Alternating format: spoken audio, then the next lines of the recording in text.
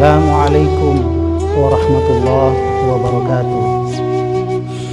Bismillah, alhamdulillah, salatan wa salaman ala rasulillah, wa la hawla wa la quwwata illa billah, amma ba'd. Saudaraku yang dirahmati oleh Allah Subhanahu wa ta'ala, sekitar tahun 780-an Masehi, ada seorang berandalan bernama Bishr bin Haris. Bishr ini setiap hari pekerjaannya adalah berpesta, berfoya-foya, dan mabuk-mabukan. Hampir semua kegiatan dalam kehidupannya dihabiskan untuk bermaksiat kepada Allah Subhanahu wa ta'ala. Suatu ketika Bishr bin Haris dalam keadaan mabuk, jalan sempoyongan, dia sedang dalam perjalanan menuju rumahnya. Tiba-tiba di tengah jalan, Bishr bin Haris ini menemukan secarik kertas. Dia lihat, dia ambil, ternyata secarik kertas ini bertuliskan Bismillahirrahmanirrahim. Maka kemudian dia bawa pulang.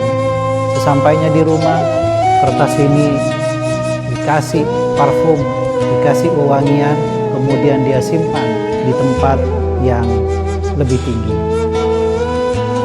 Pada malam harinya ada seorang soleh, seorang waliullah yang kemudian bermimpi. Di dalam mimpinya ini dia diperintah oleh Allah Subhanahu wa ta'ala untuk menyampaikan salam kepada Bishr bin Haris ini. Dalam perintah itu Allah mengatakan untuk disampaikan kepada Bishr bin Haris bahwa sebagaimana Bishr ini mengharumkan nama Allah, maka Allah juga akan mengharumkan namanya. Sebagaimana Bishr memuliakan nama Allah, maka Allah juga akan memuliakan namanya di dunia dan di akhirat. Kemudian orang yang bermimpi ini bangun. Dia berpikir, apakah mimpi yang baru saja terjadi itu adalah mimpi yang memang datang dari Allah Subhanahu wa ta'ala atau sekedar bunga tidur?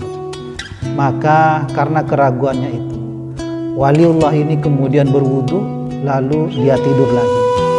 Di dalam tidurnya, waliullah ini memimpikan hal yang sama. Sampai kemudian hal ini terulang sampai 3 kali. Ketika sudah pada mimpi yang ketiga, kemudian dia bangun, baru kemudian dia yakin bahwa mimpi ini benar-benar datang dari Allah Subhanahu wa ta'ala. Saudaraku yang dirahmati oleh Allah Subhanahu wa ta'ala, keesokan harinya orang ini, waliullah ini, kemudian bermaksud untuk menemui Bishr bin Haris. Maka kemudian dia pun berangkat menuju rumah Bishr bin Haris. Sesampainya di rumah, yang membuka pintu ternyata adalah istri dari Bishr bin Haris. Dia tanya, kemana Bishr? Saya ada perlu. Istrinya menjawab, Bishr tidak ada, karena Bishr sekarang sedang menghadiri pesta. Jadi ada sebuah hajatan, Bishr bin Haris ini menghadiri hajatan itu, yang acaranya adalah pesta dan mabuk-mabukan. Maka waliullah ini berpikir, benar saja, memang pekerjaannya setiap hari begitu. Namun demikian, waliullah ini tetap bertekad untuk menemui Bishr bin Haris. Maka orang ini kemudian berangkat menuju tempat di mana pesta yang dihadiri oleh Bishr bin Haris ini dilaksanakan. Sesampainya di tempat itu, maka kemudian sang waliullah ini bertemu dengan seseorang yang menjaga di depan itu. Dia sampaikan maksud kedatangannya di tempat itu adalah untuk menemui Bishr. Maka si penjaga ini kemudian memanggil Bishr. Ketika Bishr datang, maka kemudian si waliullah ini menyampaikan pesan dari Allah Subhanahu wa ta'ala. Dia mengatakan, wahai Bishr, engkau dapat salam dari Allah Subhanahu wa ta'ala.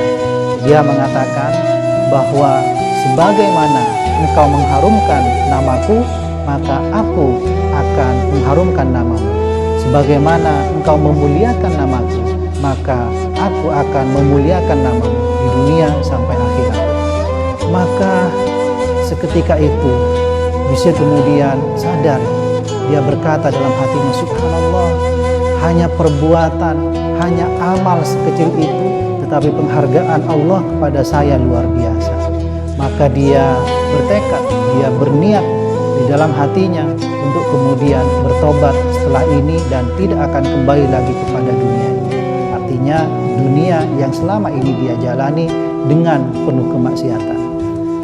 Maka kemudian Bishr bin Haris, dia masuk lagi ke dalam, dia menemui teman-temannya. Dia katakan pada teman-temannya, wahai teman-temanku, mulai hari ini kita akan berpisah.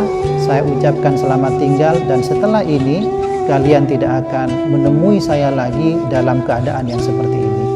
Maka sejak saat itu Bishr tidak lagi kembali kepada dunia yang selama ini dia jalani dengan berpesta, bersenang-senang, menghabiskan hidupnya hanya bermaksiat kepada Allah Subhanahu wa taala. Kemudian dia bertobat, dia menghabiskan hidupnya untuk mengabdi kepada Allah. Dia habiskan waktu-waktunya untuk beribadah kepada Allah Subhanahu wa taala.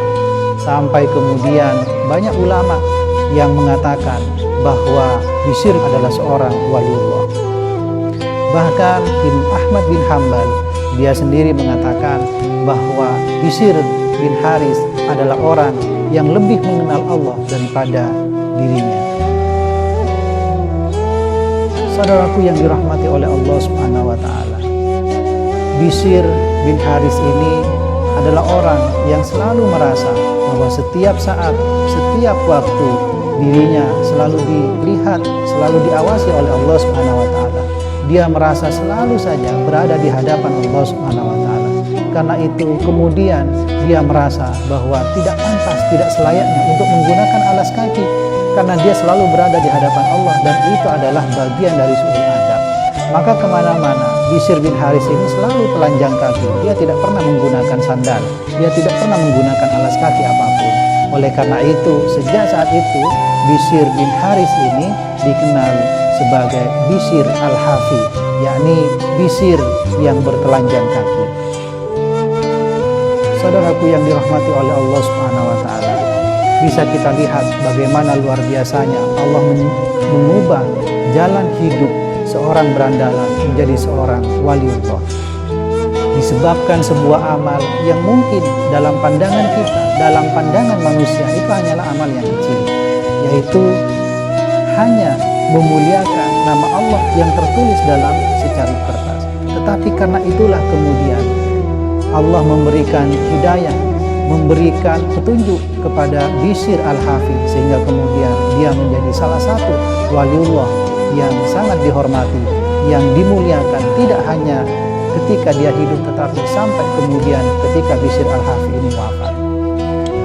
Saudaraku yang dirahmati oleh Allah Subhanahu wa taala, dari kisah yang singkat ini kita bisa ambil hikmah bahwa kebaikan apapun, kebaikan sekecil apapun yang kita lakukan itu menjadi pengantar, itu menjadi sebab diturunkannya hidayah Allah kepada kita.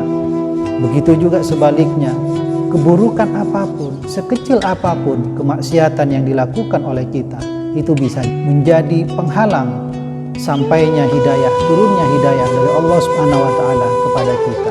Oleh karena itu, jangan pernah bosan untuk berbuat baik, karena kita tidak pernah tahu perbuatan baik mana yang bisa mengantarkan, menyebabkan hidayah Allah Subhanahu wa taala turun. Kita tidak pernah tahu kapan, di mana, dan bagaimana kita akan mendapatkan hidayah dari Allah Subhanahu wa taala. Assalamualaikum warahmatullahi wabarakatuh.